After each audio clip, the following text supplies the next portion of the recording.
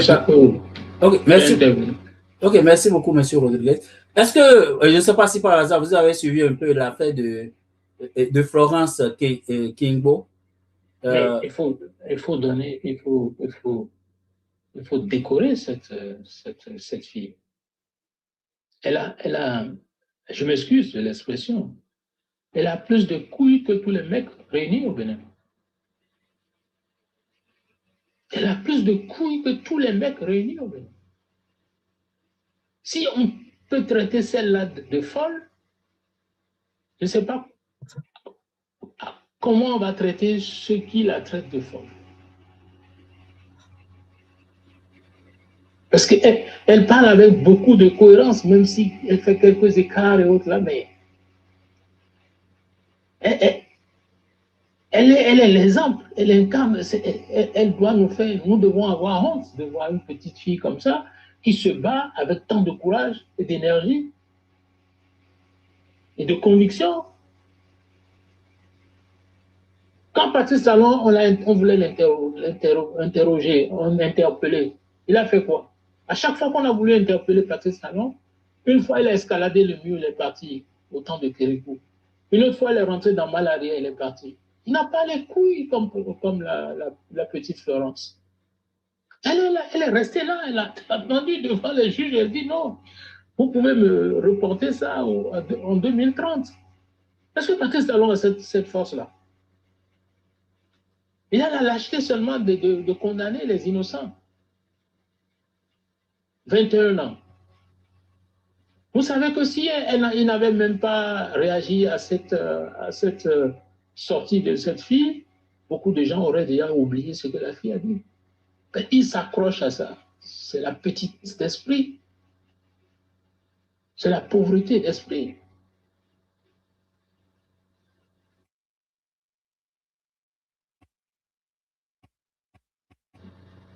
Il faut donner, il faut rendre hommage à cette fille.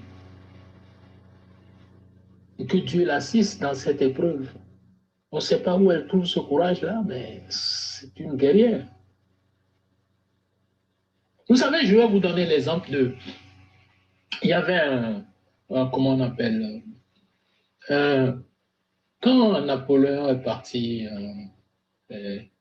en Égypte, il a combattu les Égyptiens, comment on appelle,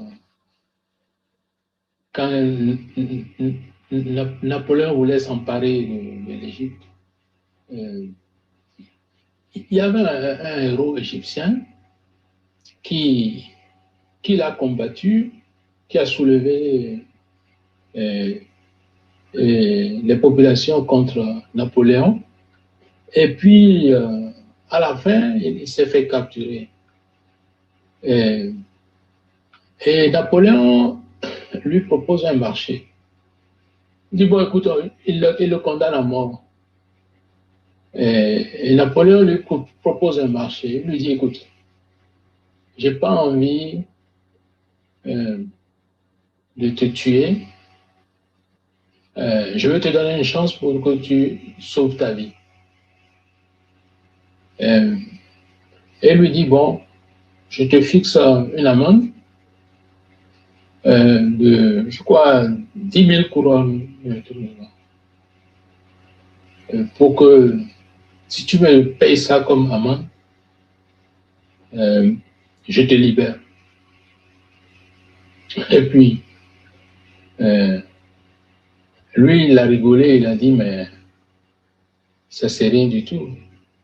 Tous ces commerçants, ils me doivent bien ça parce que j'ai combattu pour eux. Et Napoléon dit, il n'y a pas de problème. Et puis bon, on l'amène pour faire le tour.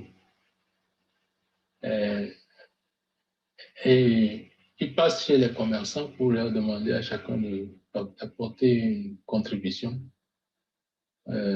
pour qu'il puisse se racheter sa vie.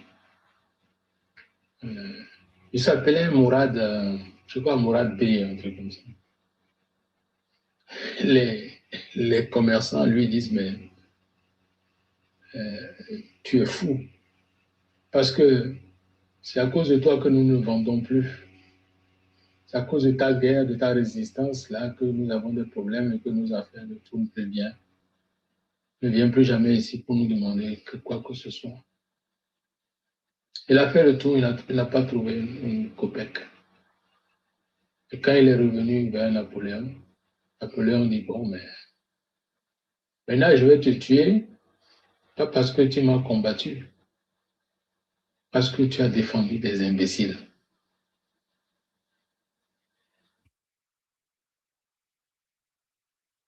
Vous voyez?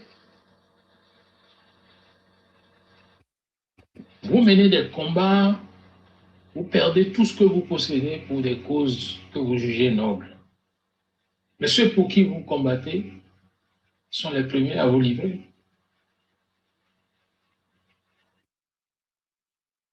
Vous allez perdre votre vie pour rien. Donc, mener ce combat n'est pas facile. Il faut que chacun choisisse de mener le combat parce qu'il a fait un choix. Pas parce qu'il s'accroche à quiconque. C'est une question de conviction.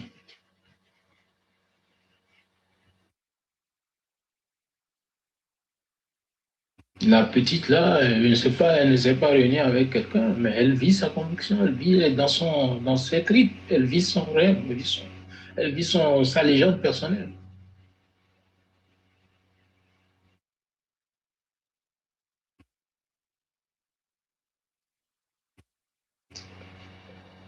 Donc c'est ce que je peux dire concernant la petite c'est quoi elle s'appelle Florence, non? Florence, oui.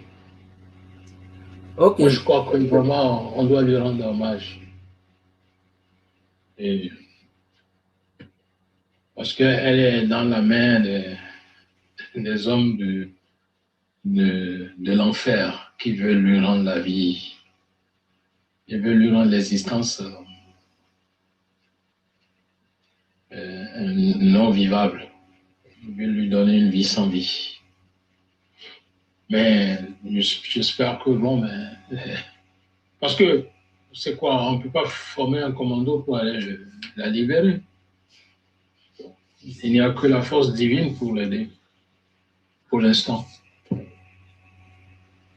Monsieur Rodriguez. Oui. Je pense que sur le panel de Oba, je crois que témoin, il a été lancé une cagnotte pour accompagner la petite Florence. Une cagnotte à donner à son avocat pour l'aider. Ah oui, nous avons, oui, c'était l'initiative de Oba et moi, et ce matin, on a mis sur pied une cagnotte, on a mis une cagnotte là pour tout le monde. Et c'est pour la supporter. Et on pense lui remettre ça en main propre. Et au départ, il y avait Ouba qui proposait qu'on passe par son avocat parce qu'il aurait contacté son avocat et tout. Mais moi, je pense enfin, il y avait eu le souci, on a discuté, on a conclu qu'il valait mieux de lui remettre ça en main propre. Bon, moi, je peux apporter une contribution à cela. Mais la question est de savoir, est-ce que vous allez lui remettre en main propre? Est-ce qu'elle peut avoir droit à cet argent en prison? Non, on a un contact avec son avocat, donc on est sûr à 100% qu'elle va avoir. L'avocat va recevoir et saura comment faire pour lui donner. Afin qu'elle puisse quand même faire face à ses besoins et voilà. Parce qu'une fois que les gens sont comme ça immobilisés, ils sont victimes de toutes sortes d'arnaques. Tout à fait. Que ce soit les parents ou n'importe qui, tout le monde est abusé de son état de faiblesse. De son état. Dommage. Vraiment dommage. Vraiment dommage. Et je passe par vous pour l'annoncer à tout le monde. Je vais publier cela. Vous pouvez voir cette cagnotte-là pour ceux qui veulent participer. Vous pouvez le voir sur ma page. Vous pouvez aussi le voir sur la page de Oba ou encore de la sœur Kouti parce que c'est elle qui était à la partie technique. C'est elle qui a pratiquement fait le travail. Donc, n'hésitez pas, il y a un numéro de téléphone aussi, vous pouvez faire dépôt money, vous pouvez déposer directement de l'argent sur le compte. Et ce sera C'est un numéro de téléphone qui vient d'où? C'est Koti qui a mis ça sur qui, en fait. C'est elle, son numéro qui est là pour collecter les fonds. Et on est en contact avec le numéro de la fille? Non, un numéro pour collecter l'argent. Pour collecter les fonds et après, collecter les fonds. Oui. Et après, quand les fonds seront collectés sur le numéro de Koti, on va finalement envoyer ça à son avocat. Le numéro, c'est un numéro béninois? Je crois, oui, c'est un numéro béninois. Attendez, je vais voir si j'ai capturé là. Je viens. Donnez-moi une seconde, je viens. C'est un numéro béninois. Je pense, à part le numéro aussi, il y a aussi la plateforme de ProBlack qui permet de faire aussi, de prendre aussi les virements hein, et de toutes sortes, de toutes sources de financement. Voilà. Moi, je vais demander à quelqu'un de déposer l'argent de façon anonyme, mais je vais vous dire que j'ai déposé tant. Vous allez voir ça. Ok, merci beaucoup. Georges va retrouver le numéro. Parce que je ne veux pas lui rendre la vie plus compliquée. Voilà. Il y a tout à j'ai mis pour tous ceux qui sont bas. Parce que beaucoup de gens m'ont proposé cela. Il y a plein de gens qui veulent cotiser, qui veulent soutenir cette fille. Et voilà quoi, elle a vraiment été courageuse. Et elle attendez, c'est le numéro qui est mis en bas avec un compte. Le numéro est là écrit en grand là-dessus. Je ne sais pas si Biafrica peut m'agrandir pour qu'on voit. Biafrica, vous êtes là? Il n'est pas là. Mais là, on te voit toujours avec ton ancien et avec ta photo. Hein. Je ne le vois pas. Il n'y a rien sur ton profil. Aïe. Ah, ok, c'est venu maintenant. Okay, vous ne voyez pas ça? C'est bon maintenant. Aïe. Mais Biafrica, vous pouvez mettre carrément à gauche, en grand, plus grand. En grand, voilà, plus grand, et puis là, pour qu'on puisse voir correctement le. Ah, je ne sais pas comment je le mets plus grand que ça. Voilà, Biafrica, il ne m'aime pas. Monsieur Johnson ne m'aime pas. Il fait semblant. C'est pas grave. Non, je ne sais pas comment le mettre plus grand que ça. Attends, je vais voir. Est-ce que c'est possible? Il y a d'autres options. Il faut simplement te réduire, Biafrica. Tu te réduis, tu vas, et puis tu te réduis, et puis elle va. Il fait semblant là, il ne m'aime pas.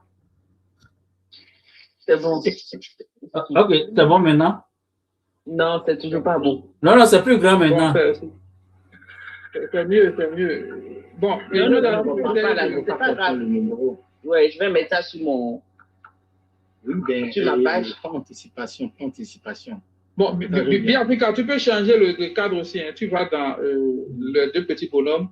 Après, tu vas voir à gauche, dans le coin supérieur gauche, là où il y a paramètres, et tu vas chercher, tu vas trouver une case plus grande pour que le format agrandi soit beaucoup plus vaste. Et pour anticipation, est-ce que tu peux lire le numéro? Parce qu'il y a quelqu'un qui a créé un numéro. Attends, je viens. Celui qui a écrit le numéro, si ce n'est pas le numéro, il faut le bloquer automatiquement. Exactement. Il faut bloquer celui-là en même temps. C'est applicable. Comme M. Rodriguez l'a dit, tout le monde peut profiter de c'est ça. Pour se faire de l'argent. 44.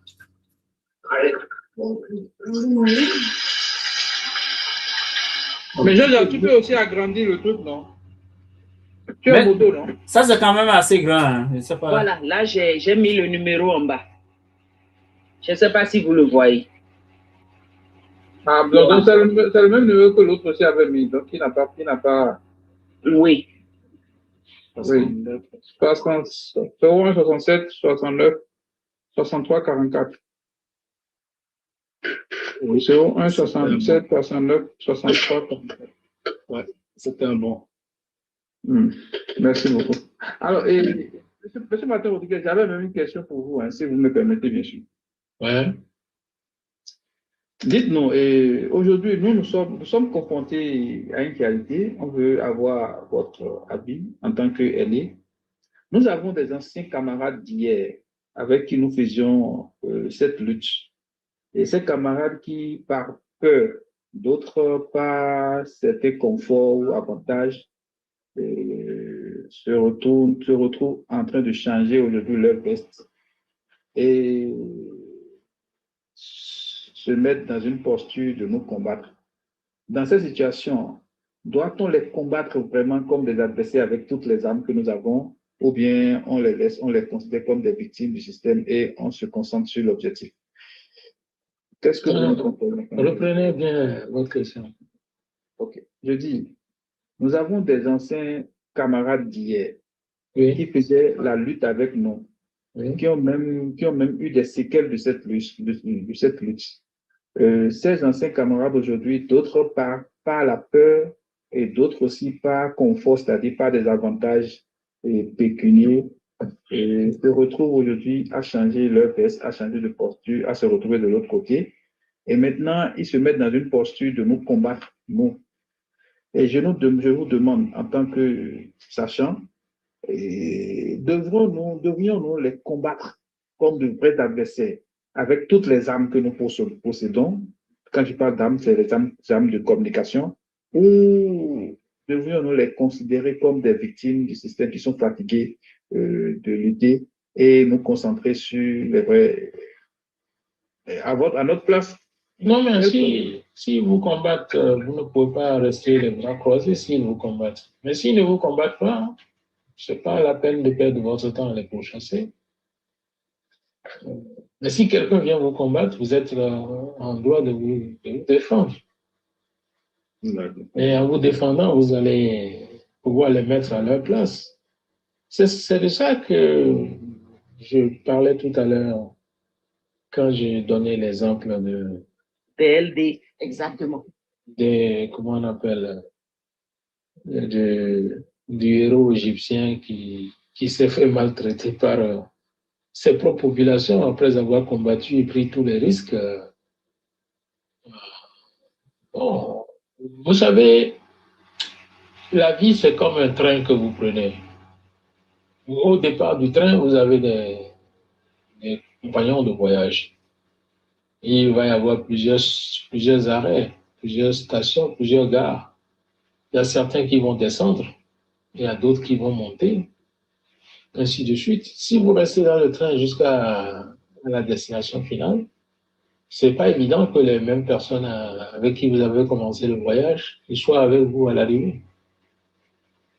Peut-être c'est ceux qui seront avec vous à l'arrivée, ce sont ceux qui sont montés en dernier. Il ne faut pas voir que le mauvais côté de ce qui se passe. Et j'ai expliqué, je crois, la dernière fois que j'étais sur un nouveau plateau, là, j'expliquais que selon un auteur américain que j'ai lu il y a de cela plus de 30 ou 35 ans en arrière, il s'appelle Dale Carnegie. Il a expliqué, il a démontré une thèse selon laquelle tout événement qui vous arrive dans la vie porte en lui deux germes, le germe du bonheur ou le germe du malheur. Mais le sort de l'événement dépend beaucoup plus de la gestion que vous faites de cet événement que de l'événement en lui-même. Donc quand il vous arrive quelque chose, quel que soit ce qui vous arrive, c'est le regard que vous portez sur cet événement-là qui vous conduit à gérer le dit événement. Et c'est la façon dont vous gérez cela qui vous allez le transformer en bonheur ou en malheur. Parce que tous les événements portent les deux germes. Donc, moi, je pense que ce qui nous arrive aujourd'hui a un avantage que personne ne souligne. C'est l'avantage de la clarification. Il y a beaucoup de brebis galeuses qui étaient là à l'intérieur, qui étaient juste tapis dans l'ombre et pensaient que, bon, d'ici 2025, les choses vont changer, comme ça, ils vont profiter pour se faire une place au soleil. Et comme ils voient comment les choses se passent maintenant, ils sont déjà prêts à vendre leur âme au diable. Parce que c'est leur nature. Donc, ça vous permet, c'est une opportunité pour voir clair dans le... Il vaut mieux avoir affaire à 2 ou 3 partenaires solides que d'avoir affaire à 100 partenaires qui sont tous des traites. Vous voyez, c'est de ça qu'il s'agit. Si je me fais comprendre. 5 sur 5. Très bien même. Ils sont Je dis que ce qui est en train d'arriver permet aux uns aux autres de montrer leur vrai visage. On voit des leaders des démocrates qui félicitent les députés nommés. Allez-y comprendre quelque chose. Ils minimisent même l'ampleur du dégât. C'est une catastrophe. Vous savez ce qu'on appelle la Nakba? Vous savez ce qu'on appelle la Nakba, non? Non, je ne comprends pas l'arabe. Hein. La Nakba en arabe, ça veut dire la catastrophe. Ok. Donc, ce qui nous arrive, c'est une catastrophe. Mais ça a quelque chose de positif. J'ai déjà dit que si je dois donner un bon point à Patrice Talon, c'est d'avoir permis de révéler qui est le vrai Béninois.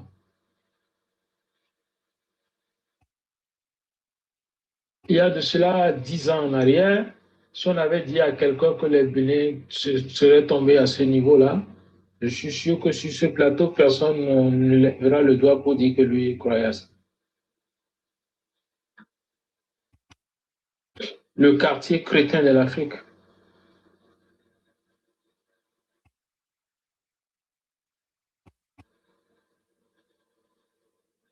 Ouais. Si vous prenez un type, je reviens à votre comment on appelle, votre patient du jour, M. Diogonou. Quand vous le prenez, vous le déposez en exemple, vous allez tuer l'éducation chez les enfants. Ils vont vous dire qu'il faut mentir tout le temps. Il ne faut jamais arrêter de mentir.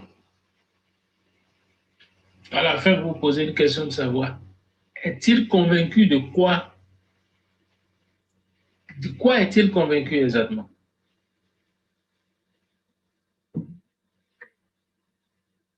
Votre émission, là, vous aurez pu l'appeler ainsi. Diogonou est-il convaincu de quoi? Vous prenez ses anciens discours, vous prenez ses comportements, les choses qu'il a enseignées, et vous vous posez la question de savoir quelles sont les convictions qui guident la vie de Diogonou. Est-ce que Diogonou peut être servi d'exemple? Est-ce qu'on peut prendre le cas de Diogonou et l'enseigner à l'école? C'est de ça qu'il s'agit. Donc, comme ça, vous trouverez qu'est-ce qu'il s'en va faire au Parlement.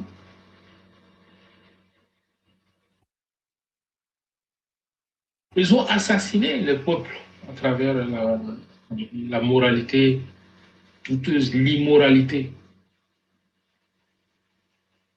C'est une autre forme d'assassinat.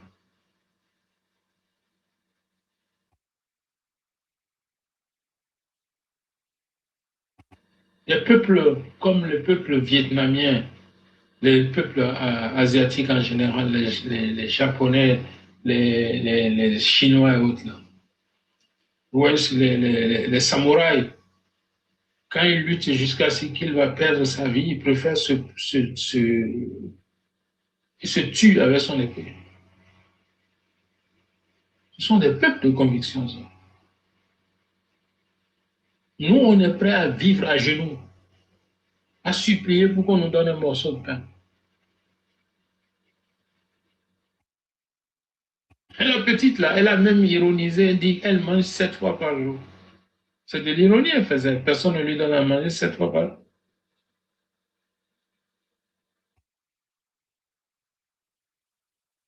Patrice devait avoir honte de la laisser partir. Mais comme il est sans dignité,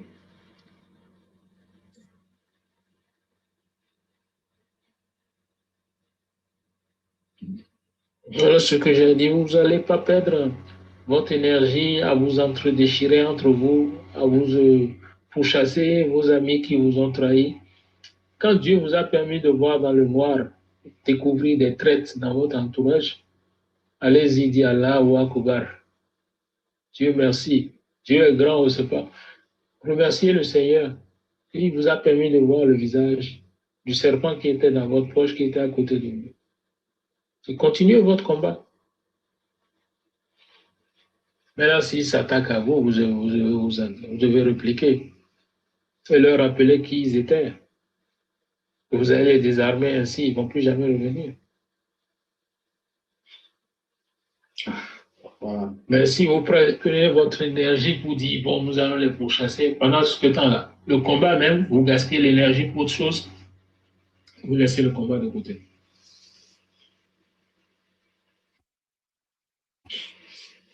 Ok, merci beaucoup, M. Rodriguez, pour cette incursion rapide dans notre panel de ce soir. Ok, donc merci les amis, on va en rester là pour aujourd'hui. Donc on va se voir vendredi sûrement pour un autre sujet d'actualité. Et puis en temps pour l'initiative d'Orba, il faut toujours continuer à accompagner. Mais la seule chose, la communication autour, je pense qu'il faut réfléchir et assainir un peu la communication autour parce que les arguments avancés, moi j'ai écouté un peu le live d'Orba quand on parle du fait que la fille elle est folle. Moi, je ne suis pas d'accord pour cette argumentation-là. Donc, si vous voulez mobiliser tout le monde autour du sujet, il faut trouver une argumentation qui soit assez assainie pour que ça puisse faire l'unanimité autour de la fille. Donc, parce que tout le monde ne partage pas l'idée qu'elle soit folle. Une fille qui aurait développé cette argumentation dans la cohérence, on ne peut pas nous vendre qu'elle soit folle là. Donc, je pense qu'on a tendance à le dire, à le rappeler souvent. Je ne pense pas que ça peut mobiliser tout le monde autour d'elle. Donc, il faut trouver vraiment, définir quelle communication on fait autour de cette initiative pour l'accompagner. Et en ce moment-là, il y aura plus de monde qui vont adhérer à la cause. Mais quand vous prenez l'exemple je vous pose une question sur le plateau. Là. Quelle est la différence entre un fou et puis un héros? C'est la même personne, c'est la même chose. Il n'y a pas de différence. L'héros, c'est le fou qui a réussi. Vous vous rappelez, on a discuté ça sur le plateau la dernière fois. Tout à fait. Le fou qui a réussi son pari, c'est lui qui est un héros. Donc ceux qui disent que la fille, elle est folle, c'est des lâches qui n'ont pas les tripes nécessaires pour faire la moitié ou le dixième de ce qu'elle fait. Il y a des gens qui sont avec Patrice Talon qui pensent même plus grave que cette fille-là. Mais ils ne peuvent pas le dire. Ils ne peuvent même pas respirer ça tout seul, se le dire. Mais ils sont beaucoup plus convaincus que la fille. Hein. Mais même Diogbenou aussi nourrit une haine viscérale comme Patrice Talon. Et je pense que le président candidat Zanaï l'a dit quand il a envoyé l'émissaire. Le président candidat Zanaï son soutien.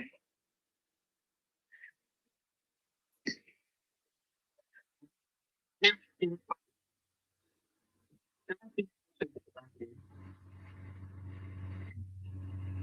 y a un truc que tu as entendu, je l'ai dit ici tout à l'heure. De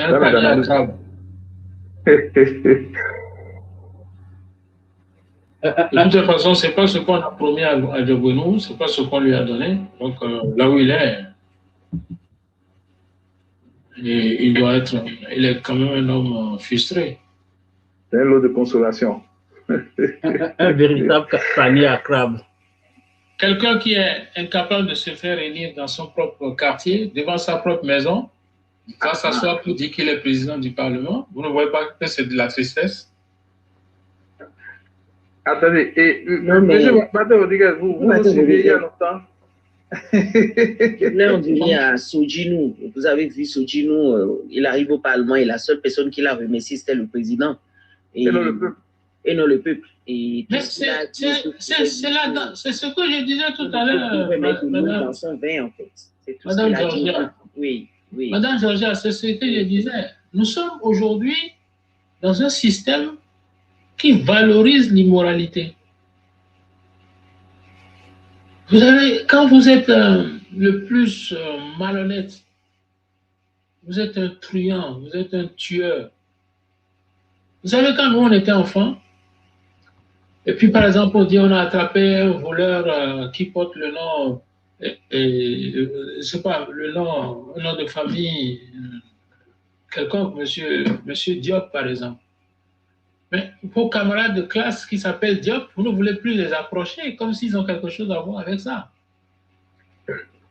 C'est une honte pour la famille entière. Mais aujourd'hui, il y a des gens qui se promènent, qui sont des truands avérés, les gay men.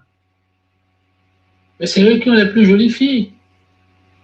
Parce que nous avons fini par faire comprendre à notre jeunesse que la seule chose qui compte, c'est l'argent, c'est l'aboutissement, que ce soit des gens que vous ayez tués, vous ayez assassinés, poignardés, ça n'a aucune importance. Combien de gens vous avez trahis pour devenir ministre, député, président? Ce n'est pas important. L'essentiel, c'est la fin qui justifie tout. L'honneur n'est plus au rendez-vous, la dignité a perdu totalement ses valeurs. On a perdu toutes les valeurs. Et pour ça, je disais tout à l'heure, si on prend un type comme Djogbenou en exemple, c'est ça que nous allons enseigner à nos enfants. On va avoir le temps de leur dire quoi? Dis telle chose tel jour, puis le lendemain, tu peux changer, c'est pas grave. C'est le contexte. Je vous souhaite bonne nuit. Ok.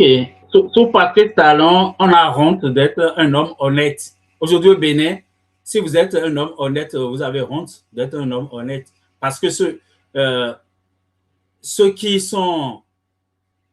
pour qui on fait la promotion, en réalité, c'est les gens malhonnêtes. Mais si vous êtes un homme honnête dans le système, vous êtes mal vu, on vous regarde de travers, carrément. Ok, donc merci beaucoup, monsieur. Malheureusement, ce que vous dites est vrai. Exactement. Ils ont inversé les valeurs, c'est tout. Ok. Ok, merci beaucoup, monsieur Rodriguez. Aujourd'hui, je ferme la baraque avec vous, c'est la première fois. Merci, monsieur Mato. En tout cas, ça fait plaisir de savoir que vous n'êtes pas souvent loin de nous. Ça nous rassure. Et ça nous motive encore plus à continuer. Donc, vous savez, souvent je suis là et puis je vois un truc on dit live, c'est là, je regarde. Si j'ai un peu de temps, j'écoute ça. Parce que c'est enrichissant. C'est ça. Ok, merci beaucoup d'être passé rapidement. On continue le combat de notre génération. Absolument. Espérant que ça va donner quelque chose de beau pour notre pays. Ne doutez jamais de la victoire. Ne doutez pas de ça. C'est moi qui vous parle. Et je sais de quoi je parle. Bonne nuit à vous. Ok, merci beaucoup. Merci beaucoup, monsieur Martin Rodriguez. Monsieur abonné à monsieur Rodriguez pour la première fois. Ah oui, d'accord. Tu n'étais pas abonné? Non. Moi, je suis abonné à lui. Mais est-ce que monsieur Martin Rodriguez, quand on lui écrit, il répond? Je pense que je lui ai écrit une fois, hein. Je sais pas, hein. Donc, vous n'êtes même pas sûr de m'avoir écrit, puis vous êtes déjà en train de me faire la publicité, comme quoi je ne réponds pas. Je suis sûr de vous avoir écrit une fois. Il ne faut pas faire ça, hein.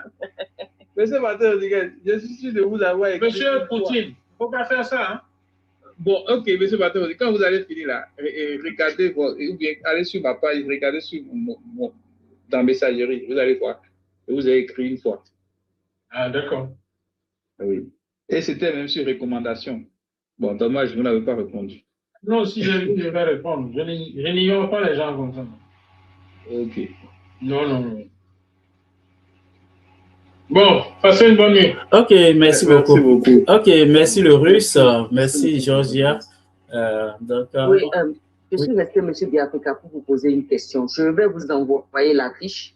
Et si vous pouvez relayer avec moi, ça va me faire plaisir. Je vais faire une vidéo là-dessus ce soir pour demander aux gens, parce qu'il y a beaucoup qui m'ont écrit pour cette cagnotte. Ouais, oui, c'est ça que je disais. Avant de relayer, moi, il faut qu'on s'entende sur quel message on écrit, pourquoi on le fait.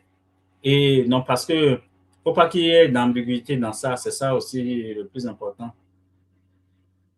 Est-ce que tu comprends un peu? Ok.